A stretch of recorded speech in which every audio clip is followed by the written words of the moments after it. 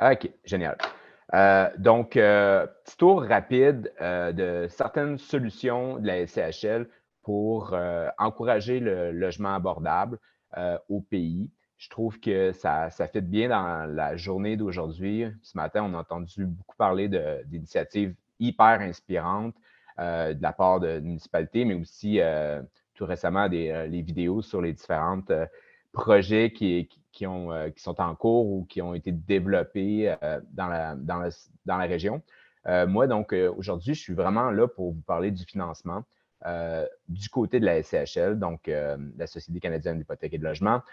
On a lancé la stratégie nationale du logement en 2018, la première stratégie fédérale sur l'habitation qui couvre 10 ans, donc 2018-2028. Donc, on est en plein dedans.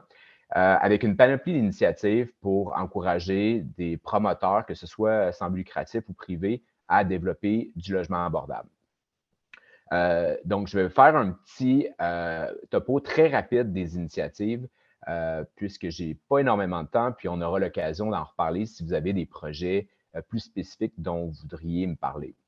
Donc, il existe plusieurs initiatives. Celles qui sont identifiées en gras ici, c'est celles dont je vais mettre l'emphase davantage aujourd'hui dans le cadre de ma présentation. Ce qui est important de mentionner dès le début, c'est quels sont les critères que l'on regarde pour déterminer l'admissibilité et la priorisation des projets qui nous sont déposés pour offrir du financement pour le développement. Donc, d'abord, on s'intéresse à qui va habiter les projets proposés, donc la population visée. La stratégie nationale du logement vise notamment à desservir les populations plus vulnérables. Donc, les groupes de population qui ont plus de difficultés à se loger.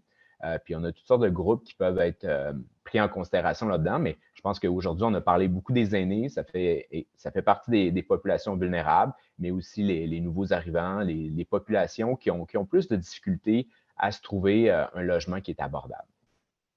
Les projets qui peuvent être financés doivent contenir au moins 5 logements et plus. 5 logements abordables et plus. Et évidemment, plus on a de logements abordables, plus le financement va être important. Au niveau de l'abordabilité, ça peut vouloir dire plusieurs choses pour différents types d'intervenants, mais ce qui est important pour nous, c'est de regarder la durée. Ça va être abordable pendant combien de temps? Le niveau d'abordabilité également. Puis on a certains critères que je vais vous parler un peu plus en détail pour chacune des initiatives.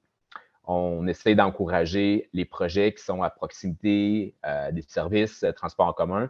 On entendait parler tout à l'heure de Cohabitat Wakefield qui avait souhaité être près du village. C'est un exemple de projet qui pourrait être financé compte tenu de la proximité des services qui fait partie de nos critères également.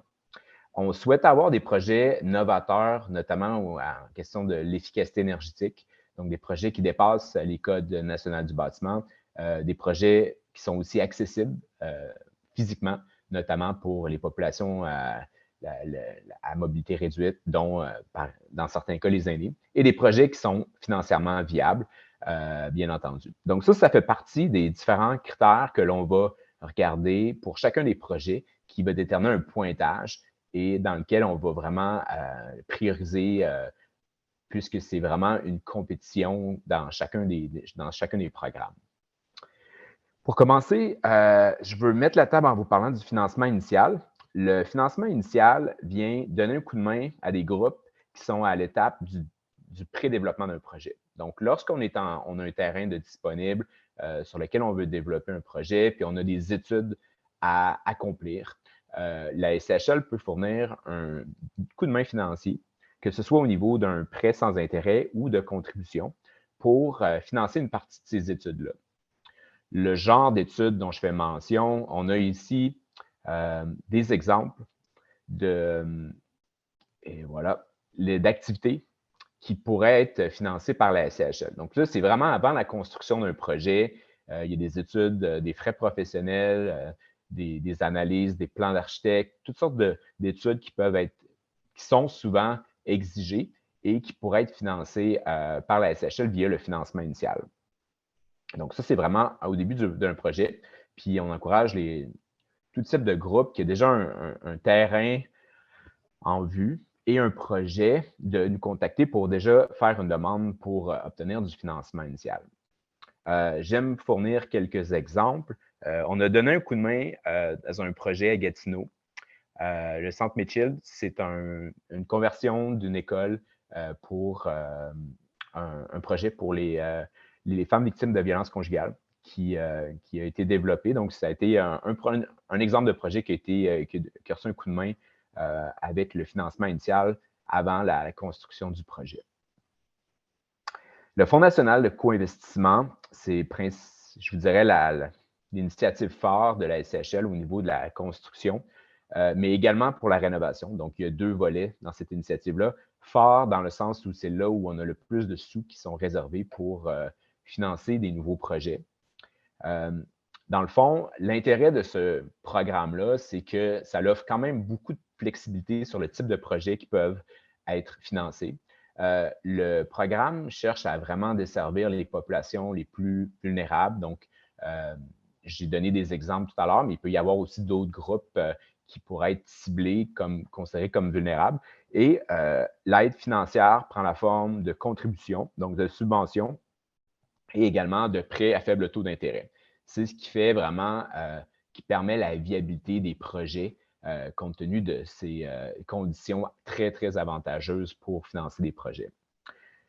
Je vais vous passer rapidement au-dessus des détails là, parce que je ne veux pas vraiment prendre trop de temps avec vous, mais ce qui est important de noter, c'est qu'il y a certaines conditions, certaines exigences associées au financement.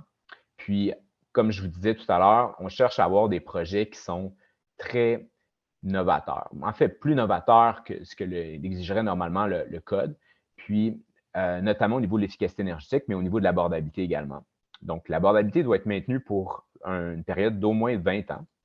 Puis, la condition ici au niveau de l'abordabilité, c'est quand même assez simple. On demande à ce que le projet contienne au moins 30 d'unités abordables. Et abordable, dans ce cas-ci, ça représente un loyer qui est maximum 80 par rapport au loyer médian du marché. Donc, ça, c'est le critère d'abordabilité, que ce soit pour la construction neuve, mais aussi pour le volet réparation. Donc, comme je disais, il y a 2 volets. Donc, si on a des projets de logement qui sont peut-être déjà abordables, mais qui auraient besoin un peu d'amour, de travaux importants à faire, le propriétaire, le promoteur pourrait faire une demande à la SCHL pour financer la conversion ou la réparation d'un projet, tout comme pour en construire un nouveau. Au niveau de l'efficacité énergétique, on souhaite voir une amélioration de 25 de la consommation énergétique par rapport au Code national du bâtiment de 2015. Donc, quand même, d'aller un peu plus loin que ce que le Code exige actuellement et un minimum de 20 d'unités de logement accessibles. On a financé un projet dans le secteur de la Naudière.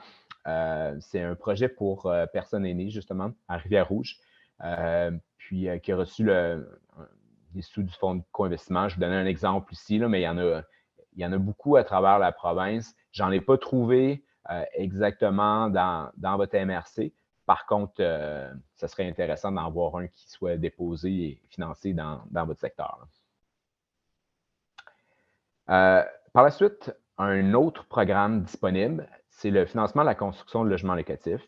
Ce programme-là s'adresse davantage à du logement locatif pour, je vous dirais, la classe moyenne, donc pas nécessairement ciblé pour les populations plus vulnérables.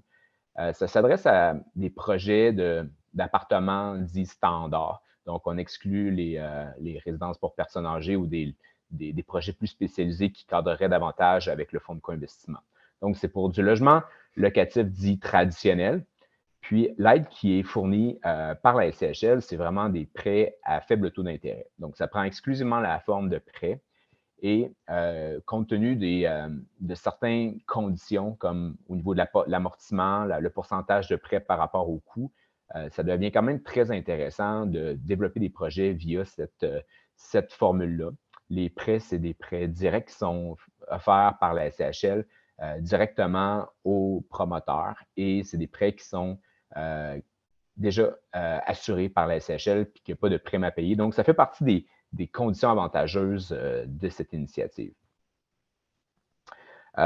Tout comme pour le fonds de co-investissement, on parle de projets d'un minimum de 5 unités plus avec certaines exigences. Au niveau de l'abordabilité, les projets se doivent d'être abordables pour au moins 10 ans. Puis, certaines distinctions sont faites au niveau de l'efficacité énergétique. Lorsqu'on parle ici de la condition minimale, c'est que la réduction soit de au moins 15 de l'efficacité énergétique par rapport au code. Qu'est-ce qui définit un projet abordable dans cette initiative-là? C'est qu'on demande à ce qu'il y ait une évaluation d'un expert qui soit faite pour le projet tel que prévu et quel serait le revenu locatif brut réalisable selon les conditions de marché. Et nous, ce qu'on demande, c'est que le revenu total de l'ensemble va être d'au moins 10 inférieur à la valeur qui est fournie par l'évaluateur. Donc, ça doit être au moins 10 ça pourrait être plus, mais c'est quand même le critère minimal pour déterminer l'abordabilité dans le cadre de cette initiative-là. Je vous dirais que ce programme a eu énormément de succès présentement, notamment avec les promoteurs privés, compte tenu que l'exigence d'abordabilité est moins importante. Puis, compte tenu de la popularité du programme, comme c'est une compétition, on demande maintenant à ce que les promoteurs dépassent les exigences minimales. Donc, par exemple, pour être priorisé dans le cadre de cette initiative-là, il faut dépasser les 10 ans minimum, parce que si on se limite à 10 ans, le projet, même s'il se qualifie, il ne sera pas priorisé. Donc, il faut vraiment dépasser les exigences minimales actuellement, compte tenu de l'intérêt vraiment important de la part de différents groupes au pays. J'ai un exemple ici de projet. Je pense que c'est un projet également pour Aînés, Gatineau, le domaine Labbé, qui a été financé par cette initiative-là. Le dernier fonds dont je voulais vous parler, en fait, ce n'est pas un fonds, c'est vraiment une particularité à l'assurance. Vous connaissez certainement la SCHL pour le rôle qu'on joue au niveau d'assureur. Lorsqu'on a des projets de logement abordable, on peut fournir certains assouplissements à nos conditions d'assurance pour permettre plus facilement la viabilité du projet. Donc, si un de vos projets, par exemple, n'est pas admissible à l'initiative du financement de la construction de logements locatifs ou du fonds de co-investissement, vous pourriez aller chercher un financement externe avec une institution financière quelconque et obtenir une assurance et avoir les assouplissements à l'assurance compte tenu que votre projet a une certaine proportion de logements abordables. C'est quoi les assouplissements? C'est au niveau du ratio du prêt qui peut être fourni par rapport au coût. Certaines exigences au niveau des coefficients de couverture de dette aussi, et les primes qui sont également réduites dans la mesure où on a un projet de logement abordable. Les critères d'abordabilité sont, je n'irai pas en détail à ce sujet-là ici, mais sont tous disponibles au niveau, lorsqu'on fait une recherche sur le site web du programme. Donc, c'est une autre solution qui existe, qui couvre vraiment l'assurance et qui pourrait être disponible également pour un projet. Donc, nous, à la SCHL, on est vraiment là pour essayer de trouver la meilleure solution pour le projet qui nous est proposé. Puis, je vous invite à me contacter si vous avez des projets qui pourraient être susceptibles de se qualifier à l'un ou l'autre des programmes. On pourra en parler. Puis, comme Julie parlait tout à l'heure, je vais avoir également une session dans 2 semaines pour discuter un peu plus en détail de vos projets, si vous seriez intéressé à en parler puis à voir un peu mieux si ça se qualifierait à l'une ou l'autre de ces initiatives. Donc, ça fait le tour pour moi. Donc, je pense qu'on n'a pas le temps pour des questions, mais je vous invite à me contacter, que ce soit ici ou à la rencontre dans quelques semaines.